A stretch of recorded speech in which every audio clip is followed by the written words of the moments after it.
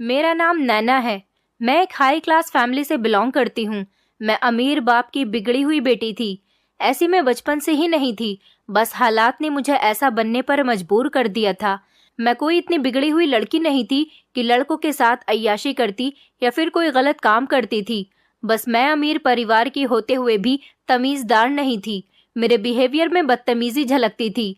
वैसे भी कहते हैं कि लोग जितने अमीर होते हैं उतने ही घमंडी होते हैं, क्योंकि उन्हें अपने पैसे पर घमंड होता है। पर मुझे पैसे से बिल्कुल घमंड नहीं था, बस मुझे मेरे हालातों ने घमंडी बनने पर मजबूर कर दिया था। कभी कभी इंसान ऐसे हालात से गुजरता है कि वो ऐसा बन जाता है जैसा वो बनना नहीं चाहता। शायद ऐसी ही कुछ कहानी मेरी भी है। मैं आप लोगों से अपनी कहानी शेयर करना चाहती हूँ, क्योंकि ये मेरी बहुत दुख भरी और दर्दनाक कहानी है। मैं चाहती हूँ कि आप लोग भी मेरी ये कहानी सुनने के बाद सतर्क और सावधान रहें। रात के 3 बजे का समय था। मैं कच्ची नींद में तो थी ही, तभी मुझे अचानक खटर पटर की आवाज आने लगी और मेरी थोड़ी बहुत जो नींद थी वो भी खत्म हो गई। ये आवाज शायद भाभी के कमरे से आ रही थी। मैं जैसे ही अपनी भाभी के कमरे की तरफ गई तो मैंने देखा कि हमारा नौकर मेरी भाभी के साथ कमरे में जबरदस्ती कर रहा है। उसकी अचानक नजर मुझ पर पड़ी तो वो मुझे घसीटकर मेरे कमरे में ले गया और उसने मुझे जबरदस्ती शराब की बोतल पिला दी। और उसके बाद जो मेरे साथ हुआ उसे बताते हुए तो मुझे बहुत ही शर्मिंदगी महसूस हो रही है, क्योंकि मेरी जिंदगी फिर अचानक से बदल कर रह गई थी। क्योंकि उसके बाद अचानक तो मैं रात के 2 बजे ही तो अपनी फ्रेंड से काफी देर तक कॉल पर बातें करते करते नींद में हो गई थी। लेकिन अभी मुझे पक्की वाली नींद नहीं आई थी। मैं अपने बिस्तर पर लेटी हुई थी और मैंने अपनी आंखों को बंद कर लिया था। तभी अचानक मुझे एक अजीब से शोर की आवाज आई। पहले तो मुझे समझ नहीं आ रहा था कि ये शोर किस चीज का है। मैं समझने की कोशिश कर रही थी, लेकिन तभी अचानक मेरे दिमाग में धमाका सा हो गया था और मुझे समझ आ गया था कि ये तो मेरी भाभी की ही आवाज है। और फिर वो आवाजें तेज हो गईं। मेरी भाभी जोर जोर से चीख रही थी, लेकिन ऐसा महसूस हो रहा था कि मेरी भाभी की आवाज कोई दबाने की कोशिश कर रहा है। मैं एक झटके से अपने बेड से उठकर खड़ी हो गई थी और मैंने ब्लैंकेट को एक तरफ फेंक दिया था। मैं बिना चप्पल पहने ही दौड़ती हुई अपनी भाभी के कमरे की तरफ चली गई थी। मैंने भाभी के कमरे का दरवाजा खटखटाया तो कमरे का दरवाजा अंदर से बंद था। मुझे पता था कि कमरे की चाबी कहाँ पर होती है, इसलिए मैं फौरन से भागकर कमरे की चाबी ले आई थी। और जब मैंने दरवाजा खोला तो सामने का नजारा देखकर तो मेरे होश उड़ गए थे। मुझे अपनी आंखों पर विश्वास ही नहीं हो रहा था कि ये सब कुछ क्या हो रहा है और मैं अपनी आंखों से क्या देख रही हूँ। मेरी भाभी बिस्तर पर पड़ी हुई थी और मेरे घर का नौकर, जो कि मेरे पापा के वफादार नौकरों में शामिल होता था, वो मेरी भाभी के ऊपर चढ़ा हुआ था। भाभी को पूरे तरीके से अपने बस में कर रखा था। उसके ऐसा करने पर मेरी भाभी बुरी तरह से चीख रही थी, लेकिन वो मेरी भाभी की चीख का गला अपने हाथों से घोटने की कोशिश कर रहा था। उसने मेरी भाभी के मुंह पर हाथ रखा हुआ था और मैं ये सब कुछ देखकर दंग रह गई थी, क्योंकि ये तो हमारा बहुत ही वफादार नौकर था और आज उसका ये कैसा रूप था जो मुझे देखने को मिल रहा था। मेरे पांव तो वहीं पर कांपना शुरू हो गए थे। सर्दी में मुझे ठंडे ठंडे पसीने आने लगे थे। मेरी समझ नहीं आ रहा था कि मैं किस तरह से अपनी भाभी को बचाऊं। मेरा पूरा शरीर थर-थर कांप रहा था। मैंने अपने माथे से पसीना साफ किया तो मेरा माथा पसीने से गीला हो चुका था। मैं सोच रही थी कि अब मैं क्या करूं, क्योंकि घर में मेरे और भाभी के अलावा कोई भी मौजूद नहीं था जो हमारी मदद कर सकता। मैं एक 20 साल की पतली दुबली सी लड़की थी और हमारा नौकर नवीन, वो तो काफी लंबा चौड़ा और किसी बॉडी बिल्डर के जैसा दिखता था। मैं तो बिल्कुल भी उसका मुकाबला नहीं कर सकती थी। अगर मैं भाभी को बचाने की कोशिश करती तो मुझे पता था कि मेरी कोशिश बेकार ही जाएगी। मैंने सोचा कि मैं एकदम से ही कोई चीज उठाती हूँ और अपने नौकर के सर पर मार देती हूँ, ताकि वो जख्मी हो जाए और मेरी भाभी को छोड़ दे। मैंने सामने पड़ा हुआ फ्लावर पॉट उठाया और एकदम से उठाकर उसके सर पर दे मारा। मैं हैरान रह गई थी कि फ्लावर पॉट तो टूटकर चकनाचूर हो गया था, लेकिन मजाल है कि उस नौकर के ऊपर जरा सी भी खरोच आई हो। वो इतना ज्यादा सेहतमंद था कि फ्लावर पॉट उसके लिए कुछ भी नहीं था। इससे पहले तो उसने मुझे नहीं देखा था, क्योंकि मेरी भाभी की चीखें बहुत तेज आवाज में थी और उसने दरवाजा खोलने की आवाज नहीं सुनी थी और ना ही उसका ध्यान मुझ पर गया था। लेकिन जैसे ही मैंने उसके सर पर फ्लावर पॉट फेंक कर मारा तो फौरन ही उसकी नजर मुझ पर पड़ी। फिर उसने मेरी भाभी को छोड़ दिया। मेरी भाभी को छोड़कर अब वो मुझ पर हमला करने के लिए तैयार था और डर के मारे मेरा बुरा हाल हो रहा था। एक सेकंड में ही मुझे समझ आ गया था कि अब ये मेरी भाभी को छोड़कर मेरे पास आने वाला है। मैंने भागने की भी कोशिश की थी, लेकिन मेरी कोशिश बेकार गई। उसने मेरे करीब आकर मेरा हाथ पकड़ लिया और मुझे दूसरे कमरे की तरफ घसीट कर ले जाने लगा। मुझे बहुत डर लग रहा था। मैंने उससे कहा कि मुझे छोड़ो, कहाँ लेकर जा रहे हो? भाभी ने भी मुझे रोकने की कोशिश की थी, लेकिन उसने एक न सुनी। मेरी भाभी ने फिर से चीखना शुरू कर दिया कि छोड़ो छोड़ो, उसके साथ कुछ मत करना। मुझे जान से मारना है तो मार दो, लेकिन उसके साथ कुछ बुरा मत करो। मैं तुम्हारे आगे हाथ जोड़ती हूँ। फिर अचानक भाभी को पता नहीं क्या ख्याल आया कि उन्होंने साइड टेबल पर रखा हुआ मोबाइल अपने हाथ में ले लिया। तो वो नौकर मुझे छोड़कर भाभी की तरफ गया और उसने भाभी के हाथ से फौरन ही मोबाइल छीन लिया और एक थप्पड़ मारकर भाभी को बिस्तर पर गिरा दिया और खुद बाहर निकल गया। भाभी को उसने कमरे के अंदर बंद कर दिया। उसने बाहर से दरवाजे को कुंडी लगा दी और अब वो फिर से मेरी तरफ बढ़ने लगा। मैं भागने लगी, लेकिन उसकी रफ्तार मुझसे तेज थी, इसलिए उसने मुझे जल्दी से भागकर पकड़ लिया और मुझे घसीटता हुआ दूसरे कमरे में ले गया। मैंने चीखने की कोशिश की, लेकिन उसने मेरा हाथ पकड़कर मुझे बेड पर धकेल दिया और फिर जल्दी से उसने कमरे के दरवाजे को अंदर से बंद कर लिया और फिर खूब डरावनी नजरों से मेरी तरफ देखा। मैं बेड से एक बार फिर से उठने की कोशिश करने लगी, लेकिन तब तक वो मेरे करीब पहुंच चुका था और एक बार फिर से उसने मुझे धक्का दिया। उसने कहीं से पतली सी रस्सी निकाली और मेरे दोनों हाथ और पैर रस्सी से बेड के साथ बांध दिए। अब मैं पूरी तरह से उसके कब्जे में थी। मैं अपने आप को अब आजाद भी नहीं करवा सकती थी। मेरी भाभी की अब आवाज नहीं आ रही थी। मैं समझ चुकी थी कि मेरी भाभी अब बेहोश हो चुकी है। हमारा बंगला बहुत बड़ा था और दूर दूर तक हमारे आसपास में ज्यादा घर भी मौजूद नहीं थे, इसलिए हमारे चीखने चिल्लाने की आवाज भी कहीं दूर तक नहीं जा सकती थी। मेरी भाभी की आवाज तो अब आना बंद हो गई थी, लेकिन मैंने चीखना शुरू कर दिया था और अपने नौकर को बार बार कह रही थी कि तुम्हें शर्म नहीं आती? तुम हमारे साथ ये सब कुछ क्या कर रहे हो? तुम्हें मेरे पापा ने गरीब समझकर हमारे घर में रहने के लिए जगह दी, तुम्हें अपना बेटा समझा, लेकिन तुम उसका ये सिला दे रहे हो। मेरे पापा ने तुम्हारा हमेशा ख्याल रखा है और अब तुम अपनी असलियत दिखा रहे हो। मेरे ऐसा कहने पर उसने मेरे चेहरे पर जोरदार थप्पड़ मार दिया था और वो अब बार बार मेरे चेहरे पर थप्पड़ मारे जा रहा था और कह रहा था कि अपनी जुबान बंद रखो, वरना थप्पड़ मार मार कर तुम्हारा चेहरा बिगाड़ दूंगा। मैं बहुत ज्यादा डर गई थी और रोने लगी थी। मैंने अपनी जुबान एकदम से बंद कर ली थी, क्योंकि मैं बिल्कुल बंधी हुई थी और वो मेरे साथ कुछ भी कर सकता था। इसलिए मैंने सोचा कि मुझे इसको गुस्सा नहीं दिलाना चाहिए, क्योंकि मेरी बातें उसको बहुत गुस्सा दिला रही थी और गुस्से में वो मेरे साथ कुछ भी कर सकता था। वो मुझे इस हाल में छोड़कर कमरे से बाहर निकल गया। मुझे बहुत डर लग रहा था। मैं सिसक सिसक कर रो रही थी। मुझे अपनी और भाभी की बेबसी पर बहुत तरस आ रहा था। मैं चाहती थी कि काश कोई हमारी मदद करने के लिए आ जाए और हमें इस नौकर के चंगुल से छुड़ा ले, लेकिन मुझे ये भी पता था कि हमारी मदद के लिए कोई नहीं आएगा, क्योंकि मेरे पापा और मेरे भैया दोनों ही स्विट्जरलैंड गए हुए थे। इस घर में हम दोनों अकेले थे और ये बात सिर्फ हमारा यही नौकर जानता था। इसके अलावा घर में और कोई नौकर भी मौजूद नहीं था। नवीन हमारे साथ क्या कर रहा है और वो हमारे साथ अब क्या करने वाला है, इस बारे में किसी को भी कुछ नहीं पता था। तो फिर कोई हमारी मदद के लिए कैसे आ सकता था? थोड़ी देर के बाद वो फिर से कमरे के अंदर आया तो उसे देखकर मेरे चेहरे की तो हवाइयां ही उड़ गई थी, क्योंकि अब वो खाली हाथ नहीं आया था। उसके हाथ में एक चीज थी जिसको देखकर ही मुझे घिन आ रही थी। उसके हाथ में एक शराब की बोतल थी और ये बोतल वो मेरे पापा के कमरे से ही लाया था, क्योंकि मेरे पापा ने अपने कमरे में एक छोटा सा बियर शोरूम बनाया हुआ था। मुझे अपने पापा का भी शराब पीना बिल्कुल पसंद नहीं था, लेकिन यहाँ पर जो भी अमीर हो जाता है और जिसके हाथ में भी थोड़े से पैसे आ जाते हैं, तो वो समझता है कि शराब पीना, याशी करना, गलत काम करना उसका हक है। मेरे पापा में भी ये तीनों चीजें मौजूद थी और साथ ही साथ उन्होंने अपने बेटे मतलब मेरे भैया को भी अपनी तरह ही बनाया था। मेरे भैया भी बहुत बिगड़े हुए इंसान थे। उन्होंने मेरी भाभी के साथ लव मैरिज की थी। मेरी भाभी अमीर बाप की बिगड़ी हुई बेटी थी और उनके अंदर कूट कूट कर एटीट्यूड भरा हुआ था। भैया भी गलत लड़कों के साथ रहते थे और हमेशा उन्होंने गरीबों को अपने आगे कुछ नहीं समझा था। पापा और भैया दोनों ही मिलकर घर में बैठकर शराब पीते थे। नवीन शराब की बोतल लेकर मेरे करीब आ गया। ये सब देखकर तो मेरे होश उड़ गए थे कि वो शराब की बोतल लेकर मेरी तरफ चलता हुआ क्यों आ रहा है। मैं समझ गई थी कि अब आगे वो मेरे साथ क्या करने जा रहा है। उसने शराब की बोतल का ढक्कन खोला और मेरे दोनों गालों पर अपने पंजे गाड़कर मेरा मुंह खोलने लगा।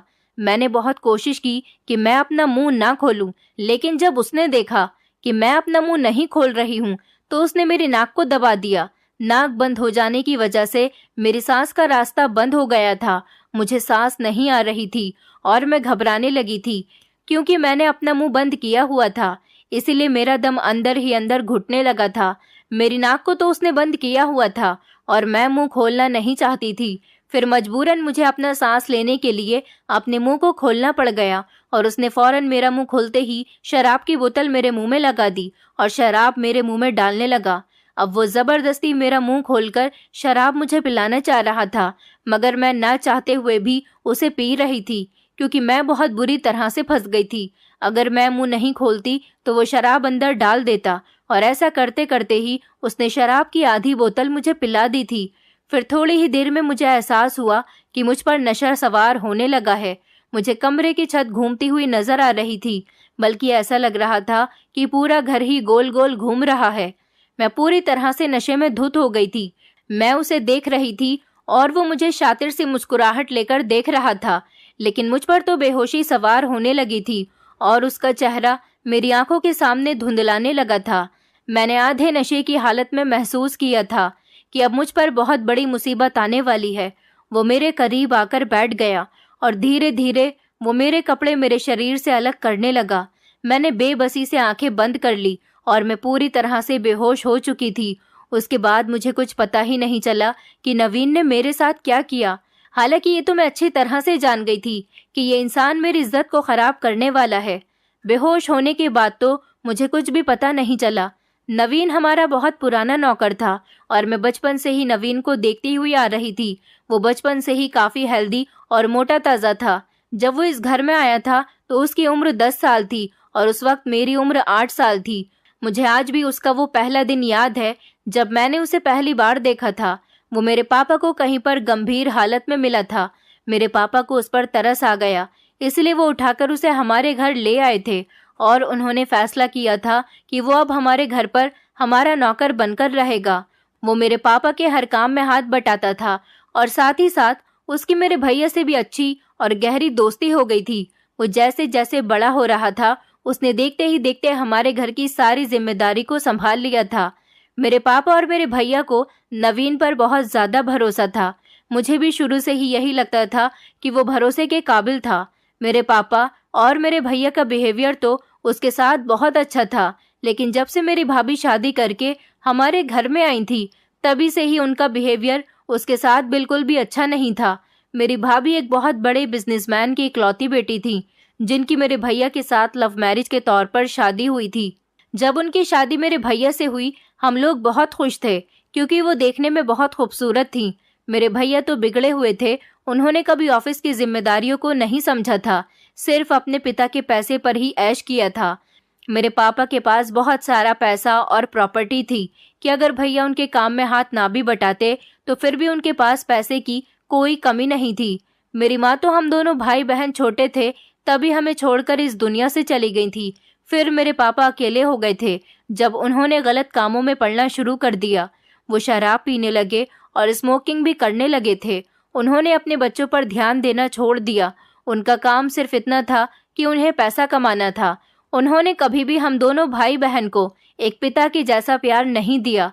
यही वजह थी कि भैया भी गलत संगतों में पड़ गए थे और उन्हें रोकने टोकने वाला कोई भी नहीं था। मेरे पापा ने पढ़ाई करने के लिए मुझे भी लंदन भेज दिया था, क्योंकि उन्हें बेटे की तो कोई फिक्र ही नहीं थी। लेकिन बेटी को उन्होंने पढ़ाई करने के लिए अपने से दूर इसलिए कर दिया ताकि उनकी बेटी घर में रहकर अपने भाई और बाप की इन गलत हरकतों को ना देख सके। ऐसा नहीं था कि मेरे पापा मुझे प्यार नहीं करते थे, वो मुझसे बहुत प्यार करते थे। मैं तो अपना बहुत अच्छा लक लेकर इस घर में पैदा हुई थी। मुझे अपने पापा के प्यार और उनकी मोहब्बत और उनकी केयर की ज़रूरत थी, लेकिन वो तो मुझे पैसों से खामोश कर दिया करते थे। मैं जब यहाँ छुट्टियों पर आती थी तो उनके साथ घूमने की डिमांड करती थी, लेकिन वो मुझे ड्राइवर के साथ भेज देते थे और मेरा बचपन बहुत ही बुरा गुजरा था। मैं अभी यहाँ 2 साल पहले ही तो आई थी, जब मेरे भैया की शादी हुई थी, क्योंकि अब मेरे घर में मेरे साथ रहने के लिए भाभी भी आ गई थी। इसलिए मुझे इस घर से दूर रहने की कोई ज़रूरत नहीं थी। मुझे तो एक ऐसी फैमिली की ज़रूरत थी जिसमें सारे ही लोग एक साथ मिलजुल कर रहें। लेकिन मेरी भाभी को भी मुझ में कोई ख़ास इंटरेस्ट नहीं था। भैया ने तो अब भाभी से शादी करने के बाद अपनी जिम्मेदारियों को समझना शुरू कर दिया था। इसलिए पापा के साथ भैया ने ऑफिस जाना शुरू कर दिया था। भैया और पापा तो ऑफिस चले जाते थे और भाभी अपनी फ्रेंड्स के साथ पार्टी करने चली जाती थी। अभी भी घर में मैं अकेली ही रहती थी। भाभी की भी अपनी बिजी लाइफ थी। मुझे फ्रेंड्स बनाना भी पसंद नहीं था, क्योंकि मैंने अपनी यूनिवर्सिटी में भी ज़्यादा फ्रेंड्स नहीं बनाए थे। सिर्फ गिनी चुनी 2 ही फ्रेंड्स थी जो मेरे थोड़ी क्लोज थी। मेरी ख्वाहिश थी कि मेरे पापा मुझे टाइम दिया करें, भाभी मुझसे दोस्तों की तरह बात किया करें और भैया भी भाइयों की तरह मेरी फिक्र किया करें, पर ऐसा नहीं हुआ। इस तरह से मैं अकेलेपन का शिकार होती गई। मैं थोड़ी अलग टाइप की लड़की थी। मुझे जो भी दोस्त मिलता था वो अपने पैसे को एंजॉय करता था, लेकिन मैं ऐसी नहीं थी। मुझे पैसा बिल्कुल भी अट्रैक्ट नहीं करता था। मुझे कोई इंटरेस्ट नहीं था। मैं तो छोटे छोटे घर देखकर खुश हुआ करती थी।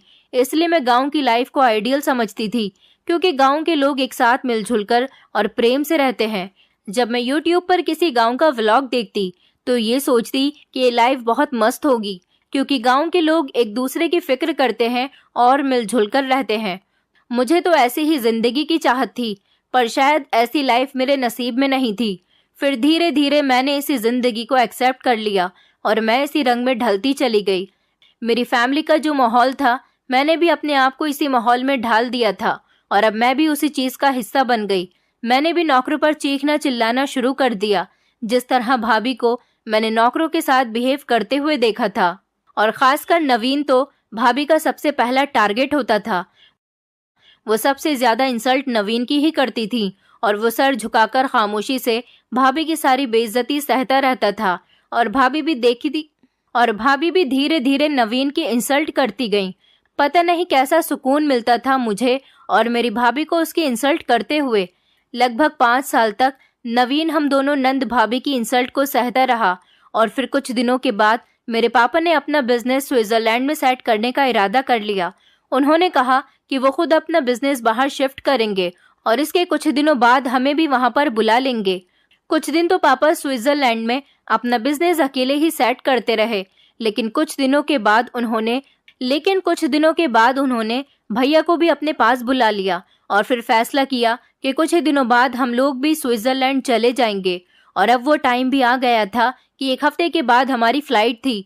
भाभी और मुझे भी स्विट्जरलैंड में ही शिफ्ट होना था और वापस पलटकर नहीं आना था। मैं भी स्विट्जरलैंड का सुनकर बहुत खुश हो गई थी, क्योंकि भाभी भी अपना लाइफस्टाइल विदेशों के जैसा रखती थी। उन्हें भी विदेश बहुत पसंद है। अब मुझे यही लाइफ अच्छी लगने लगी थी, जो कि मुझे बचपन में अच्छी नहीं लगती थी। लेकिन धीरे धीरे मैंने अपने आप को इस माहौल में ढाल लिया था। अब मैं बेफिक्र थी और अपनी लाइफ में आगे बढ़ना चाहती थी। पलटकर पीछे नहीं देखना चाहती थी। मेरे बहुत सारे ड्रीम्स थे जिनको मैं स्विट्जरलैंड जाकर पूरा करना चाहती थी। मैं अपने सारे फ्रेंड से आगे निकलना चाहती थी और एक कामयाब इंसान बनना चाहती थी। मैंने अपनी बहुत बड़ी फ्यूचर की प्लानिंग की हुई थी, लेकिन इस दौरान भी मैं और मेरी भाभी छोटी छोटी बातों पर भी नवीन की इंसल्ट करना नहीं भूलते थे। हमारे जाने में अब 1 हफ्ता ही बाकी रह गया था और इस 1 हफ्ते में तो जैसे हम सारी जिंदगी की कसर निकाल रहे थे। किसी भी बात पर उसकी बेइज्जती करने का मौका बिल्कुल भी नहीं छोड़ते थे। मैं बहुत ज्यादा घमंडी हो गई थी और मेरे अंदर जितना भी गुस्सा था मैं सब वो नवीन पर निकाल दिया करती थी। और मेरी भाभी तो शुरू से ही ऐसी थी, क्योंकि वो अपने मायके से ही ऐसे ही नौकरों की इंसल्ट करती हुई आई थी। वो गरीबों को अपने आगे कुछ नहीं समझती थी, लेकिन मुझे समझ नहीं आती थी कि भाभी बाकी नौकरों को तो इतना नहीं डांटती थी, लेकिन नवीन के साथ कुछ ज्यादा ही गलत बिहेव करती थी। लेकिन फिर मुझे धीरे धीरे समझ आ गया था कि वो आखिर ऐसा क्यों करती हैं, क्योंकि भाभी को लगता था कि नवीन उनके पति को उनकी पल पल की खबर देता है। भाभी को यही लगता था कि नवीन बातें इधर उधर करता है, भाभी की चुगलियां भैया से लगाता है, क्योंकि मेरी भाभी तो एक आजाद औरत थी। उनकी लड़कों से भी काफी दोस्ती थी, जो कि मेरे भैया को बिल्कुल भी पसंद नहीं थी। वो अपने तरीके से अपनी लाइफ को गुजारती थी। भाभी के कई लड़के ऐसे दोस्त थे जिनसे मिलने पर मेरे भैया को बहुत ऐतराज होता था, और ख़ास तौर पर भैया और नवीन की आपस में अच्छी बातचीत थी, इसलिए भैया ने उसे भाभी पर नज़र रखने का काम दिया हुआ था। ये बात जब भाभी को पता चली तो वो उठते बैठते नवीन को बेइज्जत किया करती थी, और फिर भाभी को देख देख कर मैंने भी नवीन के साथ ऐसे ही बिहेव करना शुरू कर दिया। मैं भी उनको देख देख कर उनके जैसी ही हो गई। घर में पीछे कौन आता है, कौन जाता है, मेरी भाभी से कौन मिलता है, कौन उनसे बातें करता है और कौन उनके कमरे तक आता है, ये सारी बातें नवीन भैया को बताया करता था। उसने भैया के कहने पर भाभी पर कड़ी नजर रखी हुई थी। पहले तो मेरी भाभी को इस बारे में कुछ नहीं पता था कि ये सब करना नवीन का काम है और वो उनकी जासूसी कर रहा है, लेकिन जब उनको इस बारे में पता चला तो वो हर टाइम नवीन को तंग करती रहती थी और चाहती थी कि किसी भी तरह से तंग आकर नवीन हमारे घर को छोड़कर चला जाए। अब जबकि वो बचपन से ही हमारे घर में रहा था, उसका हमारे घर के अलावा कोई दूसरा सहारा नहीं था, तो इसीलिए वो हमारा घर छोड़कर किसी हाल में भी नहीं जा सकता था। अब हमारे जाने में 1 हफ्ता बाकी रह गया था। यहाँ पर सिर्फ नवीन ही नौकरों के साथ रुकने वाला था। हम अपने इस बंगले को बेच नहीं रहे थे, लेकिन परमानेंट शिफ्ट स्विट्जरलैंड में ही हो रहे थे। कभी कभी अगर हमारा इंडिया आना होता तो हमने सोचा था कि हम अपने बंगले में ही ठहरेंगे। जैसे जैसे हमारे जाने के दिन करीब आ रहे थे, हम दोनों हाथ धोकर नवीन के पीछे पड़ गए थे, क्योंकि सामान की पैकिंग चल रही थी और नवीन बहुत सारी गलतियां कर रहा था, जिस पर हम दोनों नवीन पर बरस पड़ते थे। अब शायद नवीन का सब्र का बांध टूट रहा था। अब हमारे जाने में 3 दिन रह गए थे और 3 दिन बाद हमारी फ्लाइट थी, लेकिन इससे पहले मैंने महसूस नहीं किया था कि नवीन किसी बहुत ही गहरी सोच में खोया हुआ है, और वही एक रात थी जो हमारी बर्बादी की रात थी। पता नहीं ये सब कुछ नवीन के दिमाग में कैसे आया। हमें नहीं पता था कि क्या प्लानिंग करने के इंतजार में है, और वो अपनी प्लानिंग कर चुका था और उस पर ध्यान भी देना शुरू कर दिया था। उसने उस रात घर के सारे नौकरों को भेज दिया था, ये कहकर कि बड़े मालिक का हुक्म है कि जब घर के सारे लोग घर छोड़कर चले जाएंगे, क्योंकि मालिक की फैमिली 3 दिन बाद घर को छोड़कर जाने वाली है। जब तक तुम लोगों की छुट्टी है, क्योंकि अब घर में कोई काम नहीं होगा। इस घर में सिर्फ साफ सफाई का ही काम होगा, जो कि हफ्ते में सिर्फ 1 बार ही हुआ करेगी। जब फैमिली के सारे लोग चले जाएंगे तब तुम लोगों को यहाँ पर बुला लिया जाएगा साफ सफाई के लिए। तब तक मैं भी कुछ दिनों के लिए अपने किसी दोस्त के घर रहने के लिए चला जाऊंगा। इस तरह 3 दिन पहले ही नवीन ने सारे नौकरों और गार्ड्स को घर से भेज दिया था। अब इस घर में सिर्फ मैं, मेरी भाभी और नवीन ही रह गए थे, और हमें कहीं बाहर नहीं जाना था। हम लोगों ने अपनी पैकिंग कर ली थी और हमने ये 3 दिन घर पर ही रहने का इरादा कर लिया था, क्योंकि इस घर से मुझे बहुत दिली लगाव था और मेरा दिल नहीं कर रहा था कि इस घर को छोड़कर जाऊं। लेकिन यही हमारी जिंदगी की सबसे बड़ी गलती साबित हुई थी। नवीन ने बहुत चालाकी के साथ अपनी पूरी प्लानिंग कर रखी थी। ऐसा उसने हम दोनों से बदला लेने के लिए किया था। इतने सालों का बदला वो आज रात हमसे लेने वाला था। उसने अपने प्लान पर कंसंट्रेट करते हुए सारे घर को अंदर से लॉक कर दिया था, ताकि हम में से कोई भी बाहर भाग न सके और ना ही कोई बाहर का अंदर आ सके। उसने हमारे घर के लैंडलाइन कनेक्शन के तार भी काट दिए थे कि कोई फोन ना कर सके। हालांकि हम लोगों के पास अपने पर्सनल मोबाइल भी थे, लेकिन फिर भी हमारे घर में ये फोन मौजूद था। हमारे सो जाने के बाद नींद में ही शायद नवीन ने मेरी भाभी पर हमला कर दिया था। तभी तो मुझे भाभी की चीखों की आवाज सुनाई दे रही थी। वो हम दोनों की इज्जत को आज खराब करने पर तुला हुआ था, और वो इतने सालों के बदले आज हमसे लेने वाला था। और वो शायद हम दोनों को मार देने का भी इरादा रखता था कि वो हमें जान से मार देगा। लेकिन जान से मारने से पहले वो हमारी इज्जत को अच्छे तरीके से खराब करके हमारी इंसल्ट करना चाहता था। जिस तरह से हमने उसकी की थी, वो हमें हमारे किए की सजा देना चाहता था। वो हमें जिंदा रखकर हमें परेशानी पहुंचाना चाहता था, ताकि हमें एहसास हो कि हमने उसके साथ बहुत बुरा किया। वो मेरी भाभी को भी इस वाले कमरे में लेकर आ गया था जहां पर मैं बंधी हुई थी। उसने भाभी को भी कुर्सी पर बिठाकर उनके हाथ पैर बांध दिए थे। वो मेरी भाभी को जोर जोर से थप्पड़ मार रहा था और उन पर बहुत अत्याचार कर रहा था। वो भाभी के बाल खींच खींच कर उन्हें मार रहा था। भाभी कुछ नहीं कर सकती थी, क्योंकि उनके दोनों हाथ पैर बंधे हुए थे और पीट पीट कर उनकी हालत खराब हो गई थी। वो बिल्कुल लाचार हो गई थी। वो बहुत बुरे तरीके से भाभी को मार रहा था। मैं थोड़े थोड़े होश में थी। मुझे थोड़ा सा दिखाई दे रहा था और यही बात कहता जा रहा था कि तुम दोनों ने कितने सालों मुझे जलील किया है। मैं कितने टाइम से तुम लोगों को बर्दाश्त करता आ रहा हूँ। आखिर मेरी भी कोई सेल्फ रिस्पेक्ट थी। मैं नौकर था, इसका मतलब ये नहीं था कि मेरी कोई इज्जत नहीं है। मैं इज्जत से यहाँ पर काम करता हूँ। मैंने कितने सालों यहाँ पर वफादारी की है, लेकिन तुम लोगों ने तो मुझे कदम कदम पर जलील किया। तुम जैसे अमीर लोग नौकरों को इंसान ही नहीं समझते हो। अब जबकि मैंने सोचा है कि तुम लोग ये देश छोड़कर जा रहे हो, तो क्यों ना मैं तुम्हारे साथ अपने बदले ले लूं, और फिर मेरे पास मौका भी अच्छा है, और तुम्हारी इज्जत खराब करने के बाद तुम दोनों को यहीं पर जान से मारकर गाड़ दूं। पहले तो मैं तुम दोनों को तड़पा तड़पा कर रखूंगा, और उसके बाद तुम दोनों का मर्डर करके ऐसे गायब कर दूंगा कि किसी को तुम्हारी लाश भी नहीं मिलेगी। तुम दोनों जिंदा रहने के लायक नहीं हो। उसके बाद उसने मुझे देखा और मुझ पर हमला करने की कोशिश की, लेकिन जब मुझे भी वो बांध रहा था तो मुझे भी मारता जा रहा था, और यही बात बार बार कहता जा रहा था कि तुमने और इस औरत ने मुझे बहुत बेइज्जत किया है। मुझे इंसान ही नहीं समझा, जानवर से भी बदतर सलूक किया तुम दोनों ने मेरे साथ। दूसरे नौकरों में इतनी हिम्मत है कि खामोशी से तुम दोनों का ये बिहेवियर बर्दाश्त कर सकें, लेकिन मेरी हिम्मत अब जवाब दे गई, और मेरे अंदर इतनी हिम्मत नहीं कि मैं तुम्हारी उल्टी सीधी बातें सुन सकूं। मैं नहीं चाहता कि तुम जैसे लोग बाहर जाकर अय्याशी की जिंदगी गुजारें। मैं चाहता हूं कि मैं तुम लोगों को इतना बेइज्जत करूं और अपने सारे बदले लूं, और सबसे पहले तो मैं तुम दोनों की इज्जत पर हमला करूंगा। उसके बाद तुम दोनों को अच्छे तरीके से इस्तेमाल करने के बाद तुम दोनों को जान से मार दूंगा, और इसके लिए चाहे मुझे फांसी ही क्यों न चढ़ने पड़े। मैं फांसी चढ़ने के लिए भी तैयार हूँ, लेकिन जो कुछ भी इतने सालों में मेरे अंदर जमा हो चुका है उसको निकालना बहुत जरूरी है। मैं बेहोश हो चुकी थी, और जब मेरी आंख खुली तो मैं अस्पताल में थी, और ये देखकर हैरान थी कि मैं आज़ाद कैसे हो गई। मुझे तो लगा था कि मेरी कभी दोबारा आंख ही नहीं खुलेगी। उसने मेरी भाभी का मोबाइल छीन लिया था और भाभी को कमरे में बंद कर दिया था, लेकिन भाभी का लैपटॉप, इसके बारे में तो उसे पता ही नहीं था, वो वहीं पर ही पड़ा हुआ था। मेरी भाभी ने न जाने किस हालत में लैपटॉप ऑन किया, और मेरी भाभी बेहोश नहीं हुई थी। वो प्लानिंग कर रही थी कि किस तरह से नवीन से बचा जाए, और तभी उन्होंने लैपटॉप ऑन करके फेसबुक पर पोस्ट भेज दिया था कि हम पर हमला हो चुका है, प्लीज कोई हमारी मदद के लिए आ जाए। और फिर फेसबुक पर पोस्ट कुछ सेकंड में ही बहुत सारे लोगों के पास पहुंच गई थी, और वही लोग पुलिस को लेकर यहाँ पर आ गए थे, और मेरे बेहोश होने से पहले पुलिस यहाँ पर पहुंच चुकी थी। भगवान का शुक्र था कि हम दोनों सही सलामत बच गए थे, क्योंकि मौके पर ही हमें बचा लिया गया था, वरना नवीन ने तो पूरा इरादा कर लिया था कि वो हमें मारकर हमारा नामो निशान खत्म करने वाला था।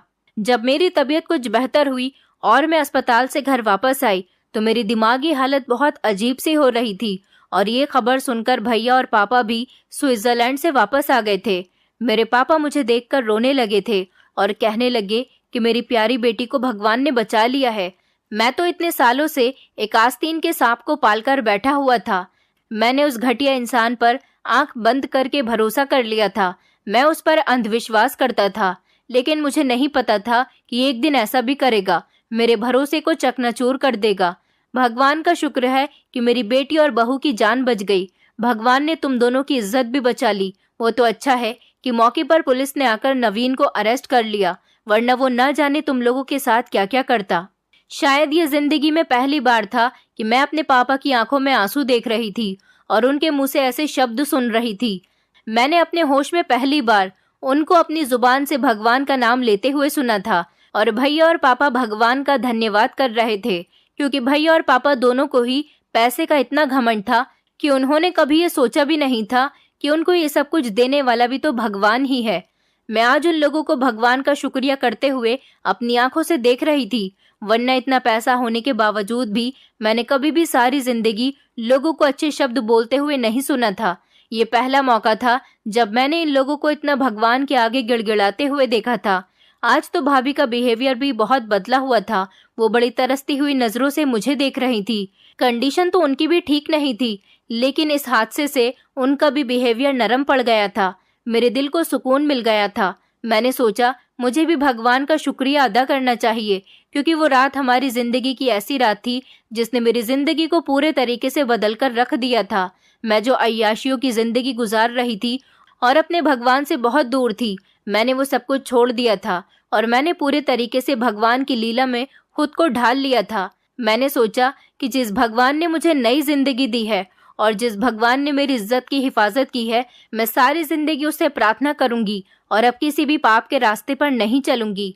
नवीन तो जेल जा चुका था और उसको सजा भी हो चुकी थी। मैंने सोचा कि मैं एक बार जेल जाकर नवीन से मिल आती हूँ, इसलिए मैं नवीन से मिलने के लिए चली गई। उसको देखकर मेरी आंखों में आंसू आ गए थे। मैंने उससे कहा कि नवीन, मुझे माफ कर दो। मैंने और मेरी भाभी ने तुम्हारे साथ बहुत गलत किया, तुम्हारे साथ बहुत बुरा सलूक किया और हमारे बुरे बिहेवियर ने तुम्हें आज इस लेवल तक पहुंचा दिया कि तुम हमारी जान लेने के लिए तैयार हो गए थे। ये तुम्हारी गलती थी और बहुत बड़ी गलती थी, लेकिन इसमें हम भी बराबर के हिस्सेदार हैं। हमने तुम्हें इस हाल में पहुंचा दिया कि तुम्हारी दिमागी हालत पर इतना असर पहुंचा कि तुमने हमसे बदला लेने के लिए इतनी बड़ी प्लानिंग कर ली। अगर हम तुम्हारे साथ अच्छे चलते, तुम्हारा ख्याल रखते, तुम्हारी इज्जत करते, तो शायद तुम कभी हमारे साथ ऐसा नहीं करते। वक्त ने तुम्हें ऐसा बना दिया और हमारी हरकतों की वजह से तुम ऐसे बन गए। कई सालों तक तुमने हमें बर्दाश्त किया, लेकिन आखिर में तुम्हारे सब्र का बांध टूट गया और हम तुम्हारे जुर्म में बराबर के हिस्सेदार हैं। हमारे बिहेवियर ने तुम्हें मुजरिम बनने पर मजबूर कर दिया और यही सच है। हमारे बुरे बिहेवियर ही लोगों को इस हाल तक पहुंचाते हैं। जो एक मुजरिम करता ही है, लेकिन उसके जुर्म के पीछे एक बहुत बड़ी कहानी छुपी हुई होती है, एक बहुत बड़ी मजबूरी होती है और एक बहुत बड़ी वजह होती है, जिसको सुनने के लिए कोई भी तैयार नहीं होता। बस अपना फैसला सुना देता है कि जुर्म करने वाला मुजरिम है तो मुजरिम है। ये नहीं देखता कि जुर्म करने वाला इंसान किस वजह से मुजरिम बना, आखिर उसने ये सब कुछ क्यों किया। मुजरिम बनने पर उसे हम जैसे ही लोग मजबूर कर देते हैं। नवीन खामोशी से मेरी बातें सुनता रहा था। उसकी आंखों में आंसू थे, क्योंकि हर इंसान की अपनी एक इज्जत होती है। इंसान अपनी खोई हुई हर चीज को बर्दाश्त कर सकता है, लेकिन अपनी इज्जत को कभी नहीं खो सकता। उसके जाने से उसे कभी बर्दाश्त नहीं होती कि वो सर उठाकर दुनिया के लोगों के सामने चल सके। मैं ये नहीं कह रही कि नवीन ने जो किया वो बिल्कुल ठीक किया, उसे सब कुछ नहीं करना चाहिए था, लेकिन मुझे और मेरी भाभी को भी वो सब कुछ नहीं करना चाहिए था जो हमने उसके साथ किया था। हमें हमेशा दूसरों के साथ अच्छा सुलूक करना चाहिए। दौलत के घमंड में कभी भी इतना अंधा नहीं होना चाहिए कि हम अपने सामने वाले इंसान को अपने आगे कुछ न समझें। गरीब इंसान चाहे कितना ही गरीब होता है, लेकिन उसके लिए उसकी इज्जत सबसे कीमती चीज होती है। हम अमीर लोग तो बेइज्जत होने पर पैसे से उससे बदला ले लेते हैं, लेकिन गरीब इंसान बर्दाश्त करता है, पर जब उसकी बर्दाश्त की हद पार हो जाती है तब वो मुजरिम बनने पर मजबूर हो जाता है। और ऐसे ही कई सारे मुजरिम इस दुनिया में हैं जिनकी एक अलग ही कहानी है, जिनकी अपनी एक अलग वजह है, पर हम लोगों ने उन्हें सिर्फ मुजरिम का नाम दिया हुआ है। इसलिए मैं आप लोगों से रिक्वेस्ट करती हूँ कि किसी को भी मुजरिम बनने पर मजबूर न करें। कोई नहीं चाहता कि वो जानबूझकर मुजरिम बने, कोई नहीं चाहता कि वो सजा काटे। हर मुजरिम के पीछे हम जैसे किसी ऐसे ही इंसान का हाथ होता है जो उसे ऐसा करने पर मजबूर बना देता है। लोगों के साथ अच्छा व्यवहार रखें ताकि लोग आपके मरने के बाद भी आपको याद रखें और हमेशा आपकी तारीफ करें। ऐसा नहीं हो कि वो कभी वक्त आने पर आपकी जान लेने पर तुल जाएं। हम लोग तो वहां से स्विट्जरलैंड आ गए, लेकिन नवीन अभी भी जेल की सलाखों के पीछे है। मेरे पापा ने अपने पैसों से उसे उम्र कैद की सजा दिलवा दी थी, पर मैंने अपने पापा से रिक्वेस्ट करके उसकी सजा को कम करवा दिया। उसको 12 साल की सजा हुई है।